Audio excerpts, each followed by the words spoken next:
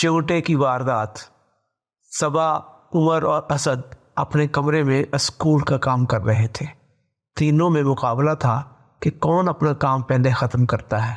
صبا کو سب سے زیادہ کام ملا تھا، اس لیے اسے ڈر تھا کہ وہ اس دوڑ میں اپنے بھائیوں سے پیچھے رہ جائے گی، لیکن وہ آرام سے ہار ماننے والی نہیں تھی۔ بڑی جلدی اس کا قلم چل رہا تھا۔ کبھی کبھار وہ دفی دل میں سوچتی کہ آخر اسے اتنا کام کیوں دیا جاتا ہے، مگر کام کرنے کے سوا کوئی چارہ بھی تو نہیں تھا۔ اچانک اسے اپنے بازو پر خارش محسوس ہوئی۔ اس نے قلم میز پر رکھا اور بازو کھجانے لگی۔ تھوڑی دیر کے لیے خارش ختم ہو گئی۔ تھوڑی دیر بعد اسے کندھے پر پھر خارش محسوس ہوئی، لیکن اس دفعہ اسے یوں لگا جیسے کچھ چیز اس کے کندھے پر رینگ رہی ہو۔ اس پر ایک خوف سا طاری ہو گیا۔ اگلے ہی لمحے اس کے منہ سے ایک زوردار چیخ نکلی۔ کسی چیز نے اسے بہت زور سے کاٹا تھا۔ اس کا پین ہاتھ سے چھوٹ کر فرش پر گر پڑا۔ اس نے وہی ہاتھ زور سے اس جگہ پر مارا جہاں اسے کاٹا گیا تھا۔ کوئی موٹی سی چیز اس کے ہاتھ کے نیچے آ گئی۔ اس نے چیختے ہوئے کہا، امی مجھے بچھو نے کاٹ لیا، آئے میں مر گئی۔ دونوں بھائی فوراً اس کی مدد کو لپکے۔ صبا خوف سے پسینے میں بھیگ چکی تھی، اس کا رنگ زرد پڑ چکا تھا۔ عمر نے کاٹنے والی چیز کو ہاتھ سے پکڑ لیا تھا۔ بہن کی محبت اور ہمدردی نے اس کے دل سے بچھو کا خوف نکال دیا تھا۔ وہ اسے بھی کاٹ سکتا تھا، مگر اس نے کوئی پرواہ نہ کی اور اس چیز کو ہاتھ سے پکڑ لیا۔ لیکن کاٹنے والی چیز بڑی مضبوطی سے صبا کے جسم سے چمٹی ہوئی تھی۔ اس نے زور لگا کر اسے کھینچا اور فرش پر پھینک دیا۔ صبا کو ایک بڑے چونٹے نے کاٹا تھا۔ وہ ٹڈی جتنا موٹا اور کالے رنگ کا تھا۔ دراصل یہ چونٹا باہر کے باغیچے سے آیا تھا۔ آلوچے کے درخت پر اس طرح کے بہت سے کیڑے مکوڑے پائے جاتے ہیں۔ یہ چونٹا باغیچے سے سفر کرتا ہوا صبا کے کمرے میں اور پھر اس کے بازو تک آن پہنچا، اور جب اس نے اپنا بازو کھجایا تو اس نے غصے میں آ کر اسے کاٹ کھایا تھا۔ اس طرح کے چونٹے بڑے غصیلے ہوتے ہیں۔ ان کا بڑا سا سر ہوتا ہے۔ اگر ان کو چھیڑا جائے تو یہ اپنا منہ کھول کر کاٹ کھانے کو دوڑتے ہیں۔ ایک دفعہ جب یہ کسی چیز پر اپنے جبڑے گاڑ لیں تو پھر یہ مر تو جاتے ہیں، مگر اس چیز کو نہیں چھوڑتے جسے انہوں نے کاٹا ہوتا ہے۔ صبا کو جس چونٹے نے کاٹا تھا وہ بھی اسی قسم کا تھا۔ عمر نے جب اس چونٹے کو صبا کے کندھے سے الگ کیا تو اس کا سر وہیں چمٹا رہ گیا۔ اس کے جسم کے 2 ٹکڑے ہو چکے تھے، لیکن اس کے جبڑوں کی پکڑ ڈھیلی نہیں پڑی تھی۔ پھر عمر نے اس کے سر کو مضبوطی سے پکڑ کر کھینچا تو صبا کی جلد بھی اس جگہ سے اکھڑ گئی جہاں چونٹے نے اسے کاٹ کھایا تھا۔ درد سے بے قرار ہو کر صبا بلک بلک کر رو رہی تھی۔ اس کی آواز سن کر امی اور ابو بھی کمرے میں آ چکے تھے۔ دونوں نے اسے بہت پیار کیا۔ جلدی سے اس کے زخم پر مرہم لگایا۔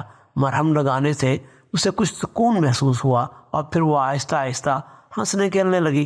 امی ابو بھی اس سے باتیں کرنے لگ گئے تاکہ درد سے اس کی توجہ ہٹ جائے۔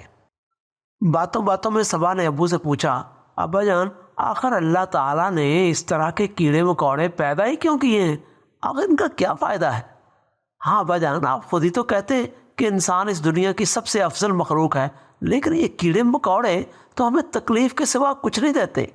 اگر اللہ تعالیٰ انہیں پیدا ہی نہ کرتا تو کیا بہتر نہ تھا؟ عمر نے اپنا خیال ظاہر کیا۔ ابا جان مسکرائے اور بولے، بیٹے تمہیں علم ہے نا کہ ہماری زمین میں 85% جانور یہی کیڑے مکوڑے اور حشرات ہی ہیں، اور دنیا کی یہ تمام رونقیں انہی کیڑے مکوڑوں کی وجہ سے ہیں۔ یہ ہرگز فالتو نہیں ہے۔ وہ کیسے ابا جان؟ نہ اس بات پر یقین آتا ہے کہ یہ کیڑے مکوڑے 85% ہیں، اور نہ یہ بات سمجھ میں آئی ہے کہ ان کی وجہ سے زمین میں زندگی ہے۔ صبا نے پوچھا، بھائی یہ کون سی مشکل بات ہے؟ سائنسدانوں نے انسانوں سمیت دنیا کے تمام جانداروں کا حساب لگایا اور نتیجہ یہ نکلا حشرات ہی دنیا کی 85% آبادی ہیں، جنہیں آپ اپنی بیولوجی کی زبان میں آرتھوپوڈاز کہتے ہیں، اور باقی صرف 15% ہیں۔ بھئی آپ خود دیکھیں کہ اس گھر میں 6 انسان رہتے ہیں اور کیڑے مکوڑے ہزاروں اور لاکھوں کی تعداد میں ہوں گے۔ یعنی اللہ کی یہ مخلوق ہر اس جگہ پائی جاتی ہے جہاں زندگی موجود ہے۔ میدان، صحرا، دریا، سمندر، کھیت، جنگل، پہاڑ، غرز، دنیا کے ہر خطے میں کوئی اور جانور ہو نہ ہو یہ ضرور ہوتے ہیں۔ جہاں تک دوسرے سوال کا تعلق ہے تو ان کی بدولت زمین میں زندگی کیسی ہے، تو یہ بات سمجھنے کے لیے آپ مجھے بتائیں کہ کیا پودوں اور درختوں کے بغیر جاندار زندہ رہ سکتے ہیں؟ نہیں ابا جان، پودے آکسیجن مہیا کرتے ہیں اور غذا بھی، ان کے بغیر ہم زندہ نہیں رہ سکتے، اور اسی طرح پودے ہمارے بغیر زندہ نہیں رہ سکتے، اسد نے کہا۔ تو پھر سنو، زمین کے اندر وہ ساری غذا جو پودوں کی خوراک بنتی ہے اور جنہیں جڑوں کے ذریعے سے پودے زمین سے کھینچتے ہیں، انہی لاتعداد کیڑے مکوڑوں سے بنتی ہے۔ یہ مر کر زمین میں دفن ہو جاتے ہیں اور پھر بیکٹیریا اور دوسری چیزیں زمین میں شامل ہو کر کھاد کی سی شکل اختیار کر لیتے ہیں۔ اگر یہ حشرات زمین میں شامل نہ ہوں تو زمین کبھی اتنی زرخیز نہ ہو اور اس پر کچھ نہ اگ سکے۔ چنانچہ پودوں کی ہریالی کی ایک بڑی وجہ یہ حشرات ہیں۔ اب آپ خود اندازہ کر لیں کہ خدا کی اس مخلوق کا ہمیں نقصان ہے یا فائدہ؟ سبا، عمر اور اسد نے بات سمجھنے کا اقرار سر ہلا کر کیا۔ سبا کوئی اور بات کہنے والی تھی کہ اسد نے انگلی سے اشارہ کرتے ہوئے کہا، سبا چپکلی۔ بھائی سبا چپکلی یا وہ دیوار پر چپکلی؟ عمر نے اسے چھیڑا، لیکن سبا چپکلی سے بہت خوفزدہ تھی۔ اس نے ہلکی سی چیخ ماری اور کہنے لگی، ابو اس کمبخت چپلی کا آخر کیا فائدہ ہے؟ اس کی بات ابھی پوری نہیں ہوئی تھی کہ پورا کمرہ انتہائی تیز آواز سے گونج اٹھا۔ آواز اتنی تیز اور تکلیف دہ تھی کہ سبھی نے کانوں میں انگلیاں ٹھونس لیں۔ دراصل یہ ایک قسم کے جھینگر کی آواز تھی۔ اس قسم کے جھینگر عموماً باغوں وغیرہ میں ہوتے ہیں، لیکن معلوم نہیں وہ یہاں کہاں سے آ گیا اور اندھیرے کے بجائے اس نے اپنا راگ بجلی کے کمکموں کی روشنی میں کیوں الاپنا شروع کر دیا تھا۔ بہرحال اس کی آواز انتہائی تکلیف دہ تھی۔ سبا کے ابو نے بہت شیشی اور حشش کیا، مگر وہ کمبخت آج کانوں کے پردے پھاڑنے کا عزم لے کر آیا تھا۔ اس شور میں اچانک سبا کی چیخ بلند ہوئی۔ اس کی چیخ جھینگر سے بھی تیز تھی۔ اس کے ابو نے غصے سے کہا، بھائی اب کون سی مصیبت آ پڑی؟ ابو یہ چھپکلی میری طرف بھاگ کر آئی ہے، اگر میں پیچھے نہ ہٹتی تو مجھے کاٹ کھاتی۔ لا حول ولا قوت۔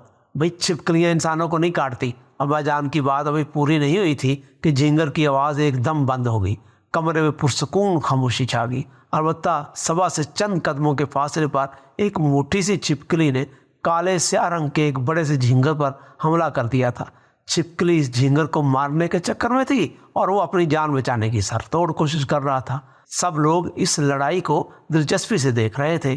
تھوڑی دیر بعد چھپکلی نے جھینگر کو 2-4 پٹخنیاں دے کر ادھموا کر دیا اور پھر اس کو نگلنے لگی۔ اس منظر سے سب کو بڑی کراہت محسوس ہوئی اور انہوں نے اپنے چہرے دوسری طرف کر لیے۔ چھپکلی نے جھینگر کو منہ میں دبایا اور بھاگ کر کسی کونے کھدرے میں چھپ گئی، جہاں اسے اپنے شکار کے ساتھ پورا انصاف کرنا تھا۔ ابا جان سبا کی طرف دیکھ کر مسکراتے ہوئے بولے، کیوں بیٹا، اب بھی تم چھپکلی کو فالتو چیز کہو گی؟ نہیں ابا جان، واقعی اس دنیا کی کوئی چیز فالتو نہیں۔ اللہ تعالیٰ نے ہر ایک کو کسی مقصد کے تحت ہی پیدا کیا ہے۔ ہاں بیٹے، یہی بات علامہ اقبال رحمۃ اللہ علیہ نے اپنے ایک شعر میں یوں کہی ہے، نہیں یہ چیز نکمی کوئی زمانے میں، کوئی برا نہیں قدرت کے کارخانے میں۔